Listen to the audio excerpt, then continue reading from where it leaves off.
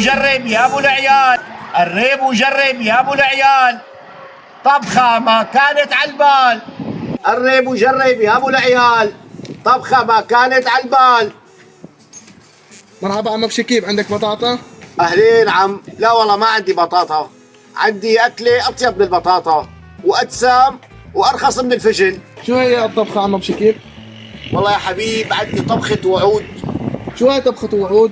عندي طبخة بدعم سكان المخيمات اللي ما عندهم بيوت يرجعوا لها ومنسيين، وعندي طبخة بوعد إعادة الإعمار، وعندي طبخة بطعم العدالة الانتقالية، وعندي طبخة بطعم وعد محاربة الفساد، وعندي طبخة بطعم وعد تحرير القدس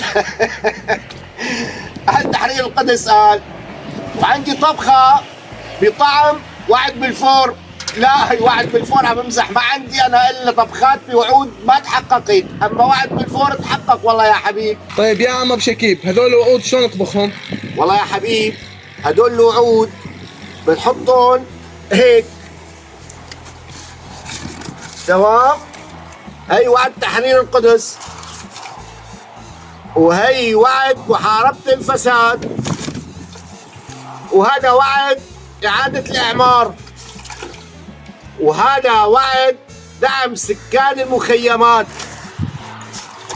وهذا وعد بلفور. هذا وعد بلفور بس ما دخلنا فيه، هذا بنخليه على جنب لأنه هذا تحقق. نحن بس بنطبخ الوعود اللي ما تحققت، بعدين بتعمل لهم هيك